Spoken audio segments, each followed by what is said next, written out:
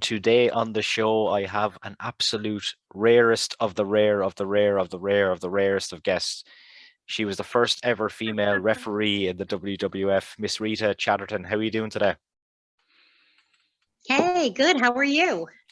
Doing good, doing good. We had a few technical problems, so if anyone is wondering why this is recorded on Zoom, we had like an hour of very technical problems. Nothing to do with us. It was just outside factors and phones and bits and pieces like that. But we're here now anyway, and it's nice to talk to you today. I know like you haven't really done an interview like this in about 30 years, like we touched on earlier. So really appreciate you talking to me today.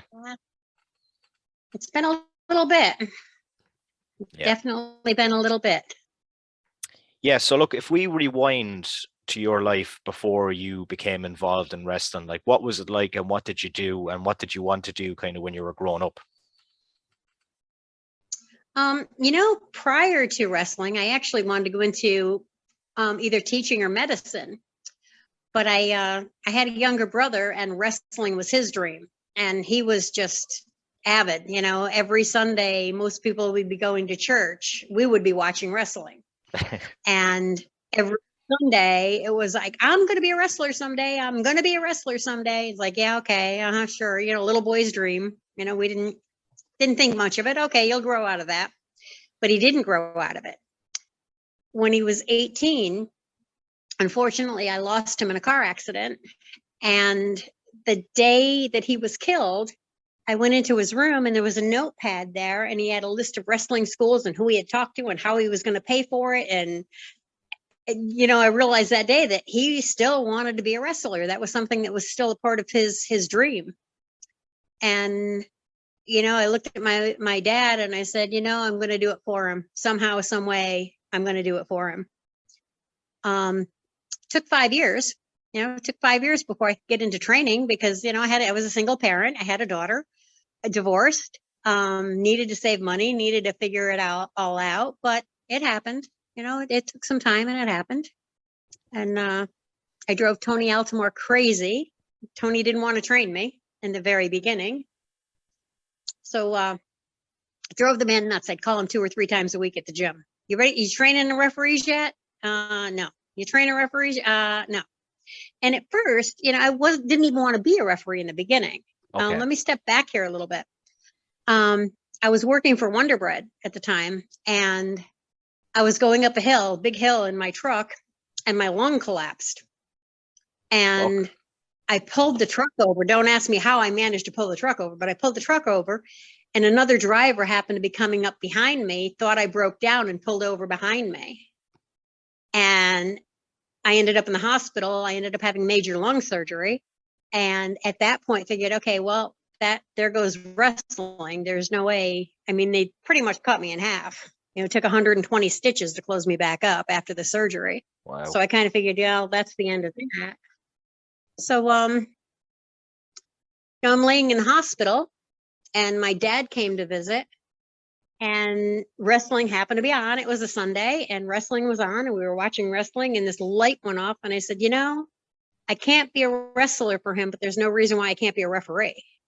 And that's when I started driving Tony Altimore crazy, because I knew, Tony was a wrestler for years. He was the best referee I had ever seen. And if anybody was going to train me, I wanted it to be him. Well, he didn't have the same idea. He was like, yep, nope. What was but Tony's? I drove the man nuts. What was his reluctance, Rita, and not wanting to train you? Being a female, he wouldn't tell me that at the time. At the time, it was just, no, I don't train referees. No, I'm not training referees.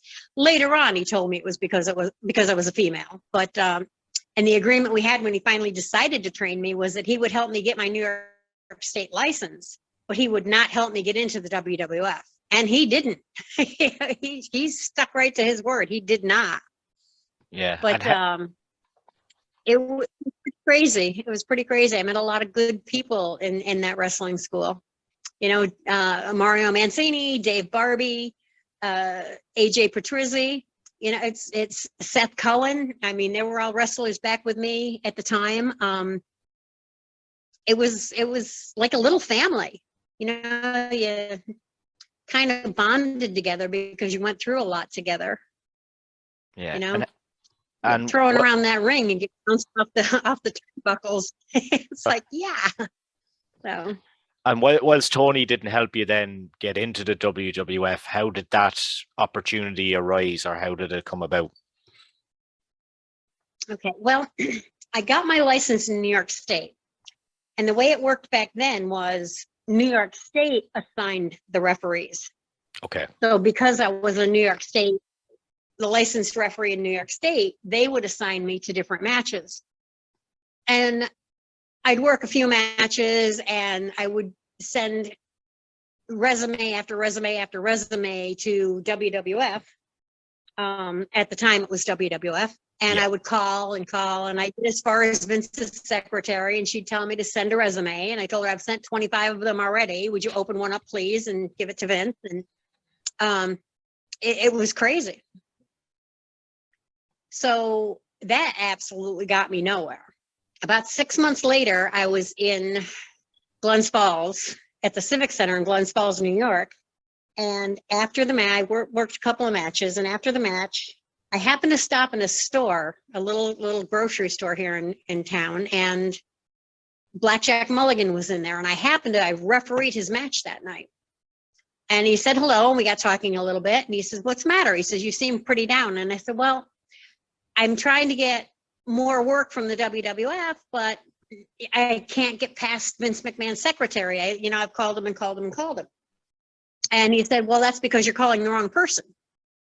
And at that time, a man named George Scott was Vince McMahon's right-hand man. Okay. And he said, anything that goes to Vince has to go through George.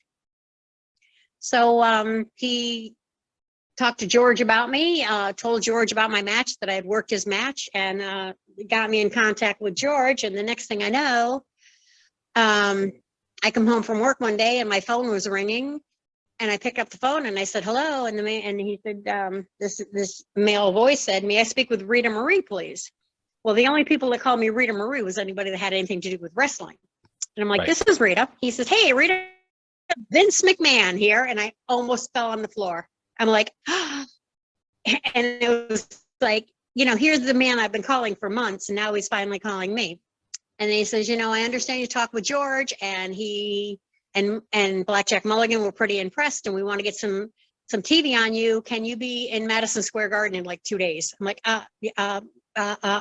yeah, I'll be there. Because it was like just such a, going from not working at all to Madison Square Garden. I mean, that's huge.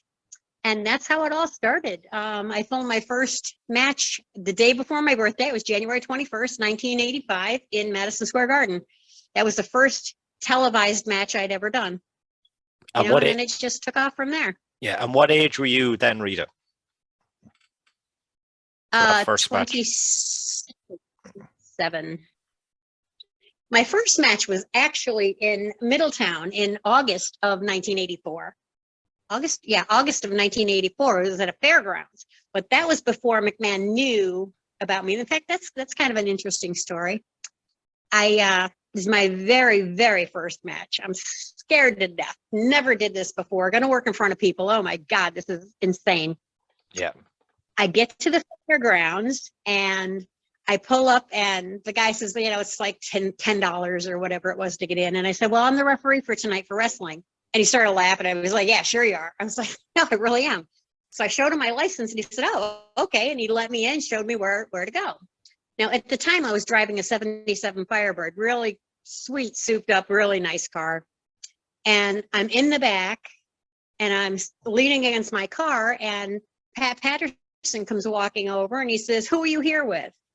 And I said, "Well, I'm here with myself." He said, "Look, this is for the wrestlers. You can't be back here." And it's like, "Well, I'm your referee for tonight." And he started laughing at me. He's like, "Sweetheart, you got to do better than that. I've been around here for 30 years. You're no referee." And I was like, "Well, do you want to see my license?" He's like, "Yeah." So I go in the car, I get my license, I hand him my license, and he looks at the license and he looks at me and he looks back at the license and he looks at me, and he's just shaking his head no. And he literally throws the license at me and says, "Who in their right effing mind would give a female a referee's license?" and he stormed away. Wow. And he went into this little travel trailer, and I had no idea who was in there, but you could hear him screaming. I had no idea, you couldn't make out what he was saying, but he was screaming. And a couple of minutes later, Jay Strongbow comes walking over to me and he says, can I see your license, please? So I hand him my license. And again, he looks at my license, looks at me, looks at my license, looks at me, hands me back the license, and he just turns around, starts walking away, and he's shaking his head no. And he's like, and he goes into the travel trailer. Now the screaming starts all over again. I go, okay. Was there 10 that minutes or so later, I'm having a heart attack. I mean, my heart's pounding out of my chest. I'm like, oh my God, I'm scared to death to begin with. And then I get this kind of crap going on. Thank God. And luckily, Tony Altimore somewhat prepared me for it, because he told me when I finally do get there, they're not going to be happy. He was right. They weren't. Well, 10 minutes or so later, Richard Herring, who was the athletic commissioner, New York State athletic commissioner at the time, gets there, and he was the one who assigned me for the night. And he walks over and says, Rita, I'm so glad you can make it, blah, blah, blah, blah, blah. And I was like, yeah, I'm not quite sure how long you're going to feel that way. He's like, why? So I tell him what happens. He says, okay. He says, well, don't worry about it. Easy for you to say, right? Yeah. So now he goes in this travel trailer, and the screaming starts all over again. I'm like, great.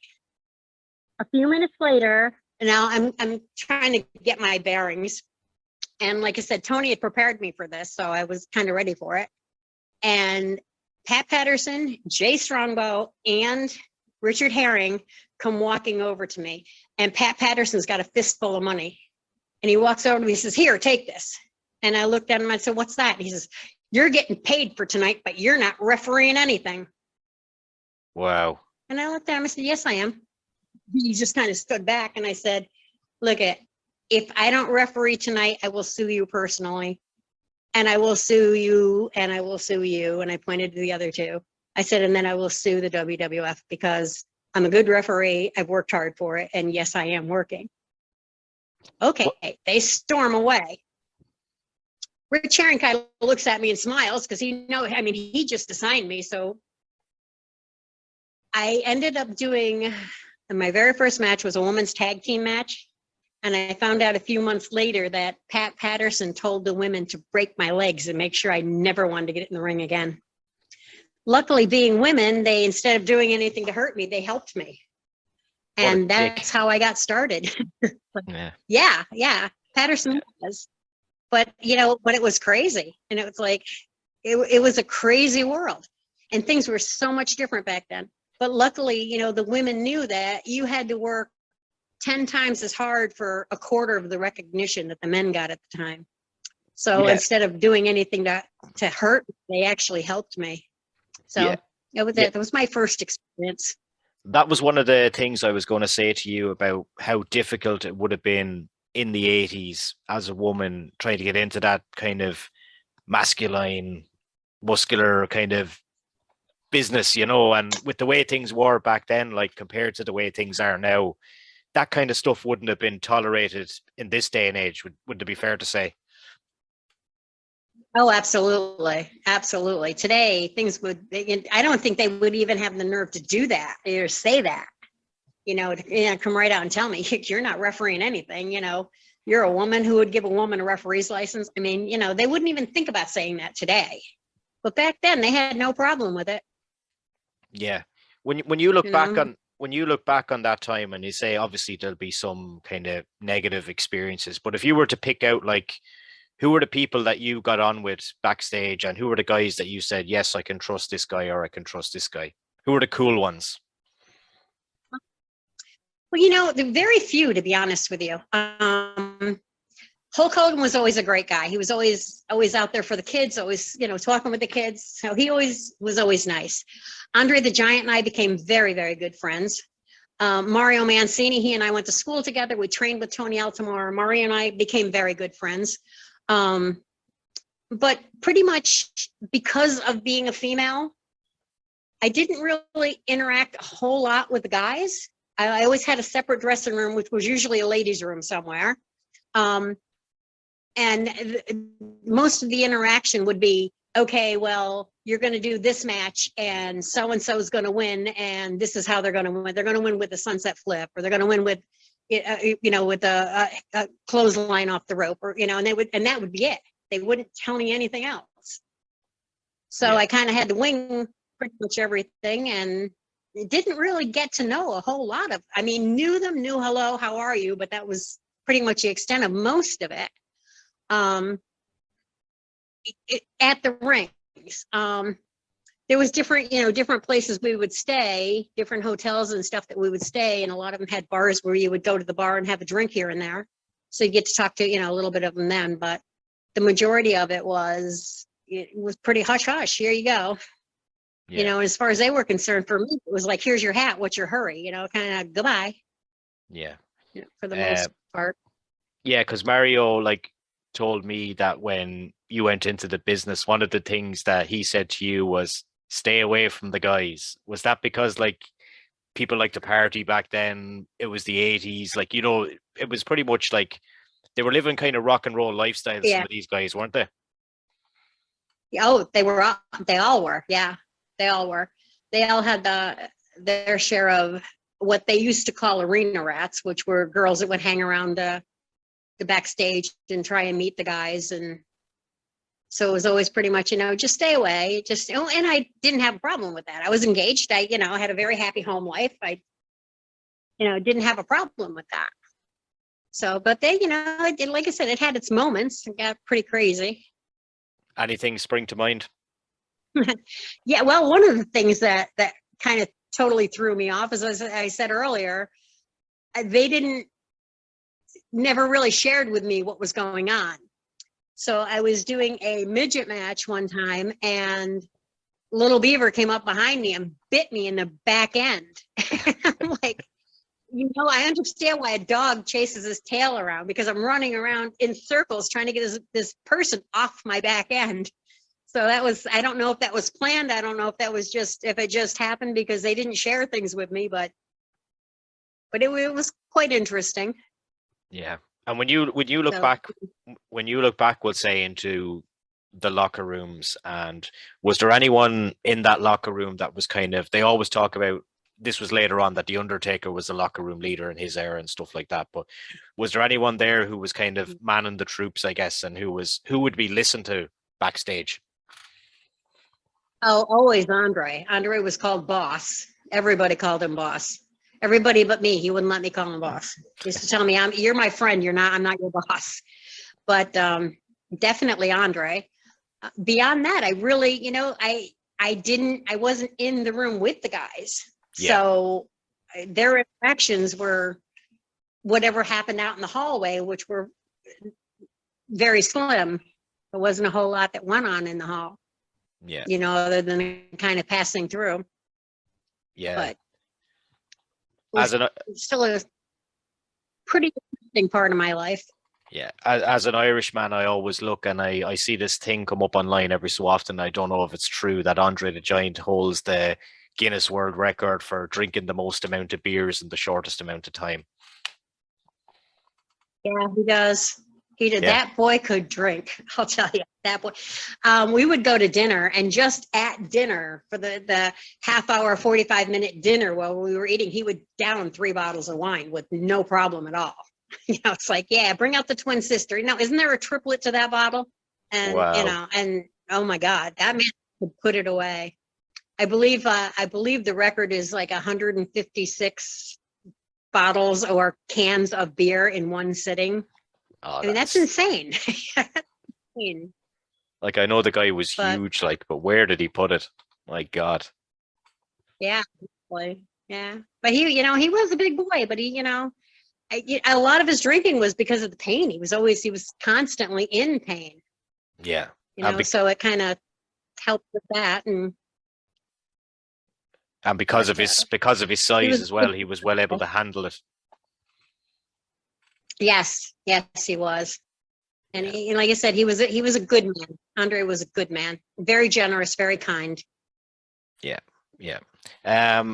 our good friend Mr. Mario Mancini does be on this podcast quite a bit, and he always throws in like hidden gems of stories he's told. Some about who was he told the Undertaker. Obviously, it was Undertaker's first match. He gave a great Hulk Hogan story, gave things like that. I want to hear a good Mario Mancini story from you. Ah, the first time I refereed Mario, it was a little arena and somewhere, wasn't televised, little place.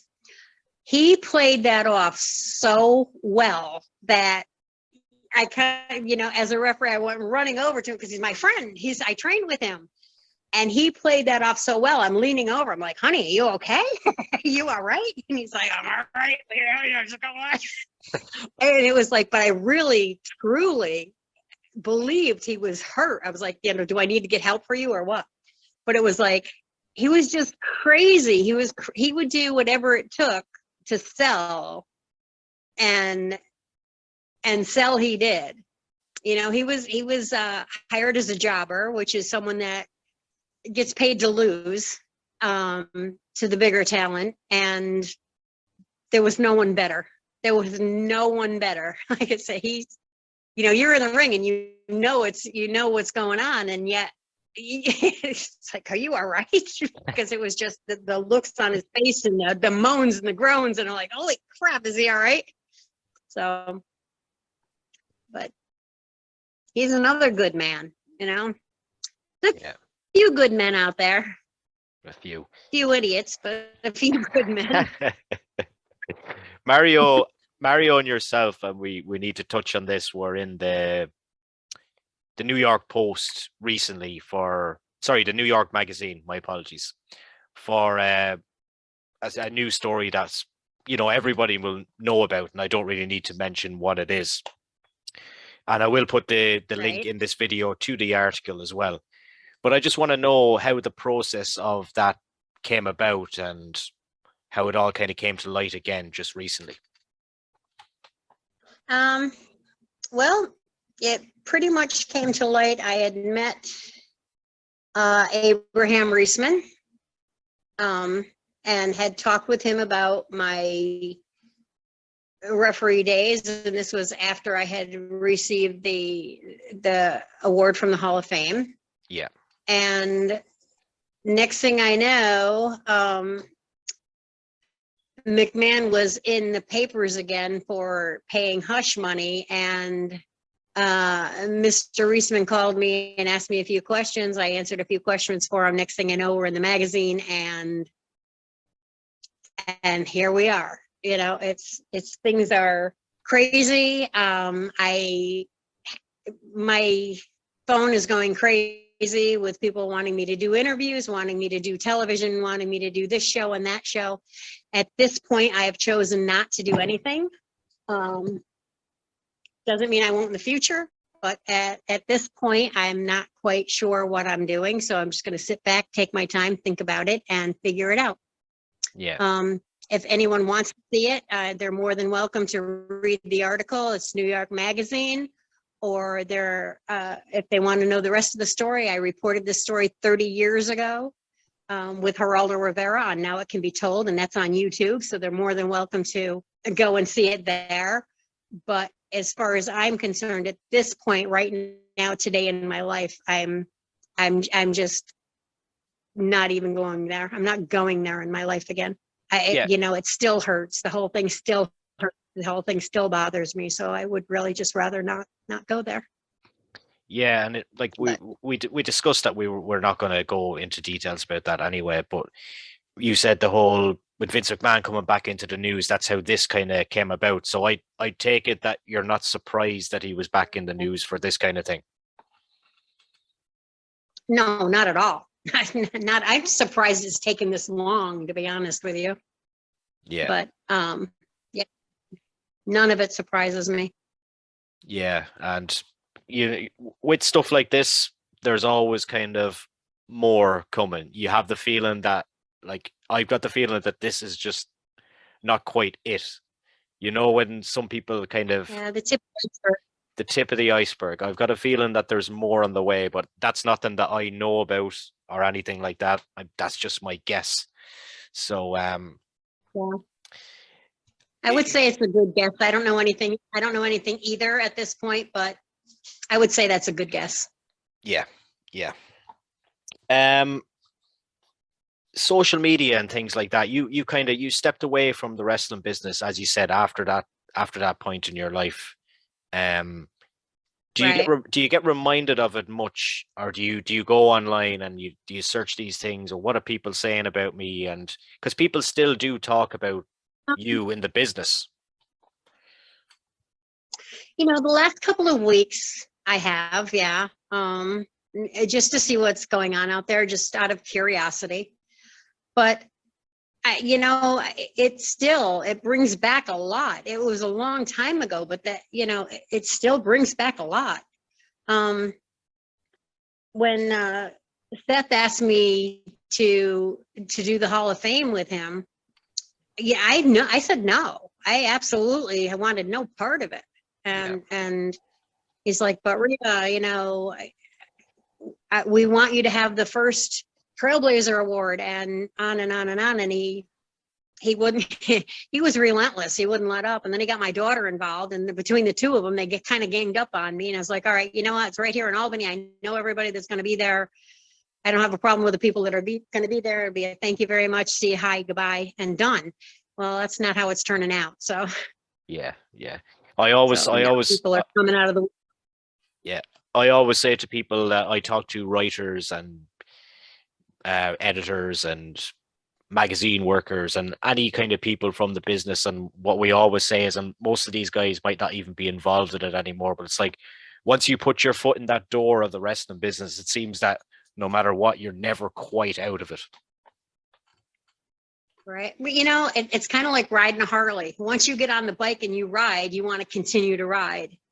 Yeah. And it gets in your blood, and wrestling gets in your blood, and it did in mine. And it, like I said, I put it aside for a long time. But once I stepped back in, you know, there's a lot of good things about wrestling. It's not, you know, I've had some really horrid experiences, but it's not all horrid experiences. You know, I've had some really good experiences. I've made a few good friends. Andre the Giant and I were very good friends.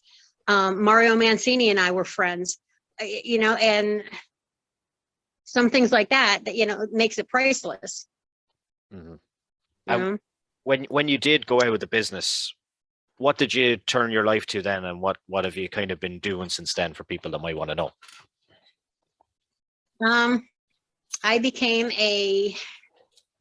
I started working with children, with mainly New York City kids. I worked at Berkshire Farms as a youth care counselor, and I worked at Vanderheiden as also a youth care counselor, Vanderheiden Hall in my area, which was very rewarding. You know, you take kids and help them turn negatives into positives. Yeah. You know, and you know, then some of the kids had found out about my wrestling, and I was like, see, that's proof that you can do anything you want to do if you want to do it. You know, and they were like, wow, you were the first female referee. How did you do that? And it's like, I worked hard for it. You know, it wasn't handed to me. Tony Altimore didn't just say, here you go. You know, I worked hard. I was there every weekend working out and training, and it was hard. And Tony finally said, okay, go get your license. You're ready, which seemed like forever. But, you know, I still tell kids today, you can do anything in the world you want to. You can be president if you want to. If you want it bad enough, you go for it. You fight for it. You work hard, and you go around the obstacles. Yeah. You know, and a quick question before we wrap up. If you were offered a role within the wrestling business to do something again, whether it be commentary, whether it be refereeing, whether it be anything at all, would you go back to the business to work? I would consider it. It would depend on what it was. I mean, I never completely close a door. I would never go back to work for Vince McMahon. Yeah. Okay. Yeah. Never. But that doesn't mean I hate wrestling. That doesn't mean I'm down on wrestling. In fact, I have a little girl right now that I'm training. I'm helping to train. Here's another quick story for you. Yeah. My daughter has a daycare, and she used to babysit this little girl, and her family big time into wrestling. And last year she went to school, and her teacher gave them an assignment to write an essay on what they wanted to be when they got older, and to do the research on it. Well, her essay was done on she wants to be a wrestling diva. And she did the research, she checked into it. She took her essay to school, and the teacher read it and said, "I'm sorry, this isn't a real job and I won't accept it." Now, this girl's a straight A student. Yeah, and she was pretty much told, you redo it or you take a 0. And she said, "Give me a 0." And this is Gemma. She's 13. Oops. Oh, no, you there? Okay. Yeah, I'm here. Yeah. I'm going to show you a picture of Gemma. She's 13 years old and she's training. I don't know if you can see her or not. That's Gemma. Yeah. And like I said, she's training and she's doing a great job. She's, like I said, she's only 13, so she can't do any wrestling just yet, but she's being a valet and walking the guys out, and doing a little bit of commentary. And by the time she's 18, she's going to be so ready for this business. It's unbelievable. Yeah, that's great. And obviously she's very good. Very good. She's ready. Yeah. What you said with the teacher there, and that's not a real job and whatever, it made me think about you in the 80s, where them saying like, "Oh, we can't have a woman referee, or we can't do this and we can't do that." So that's that story's come a little bit full circle. So that's a very nice way to you're probably thinking of you back then and her now being in a kind of a similar boat. So that's a very nice story. Yeah, the more I thought about it, the more angry I became. I'm like, I don't care what a child wants to do. I don't care if they want to collect cockroaches for a living. You don't destroy a child's dream.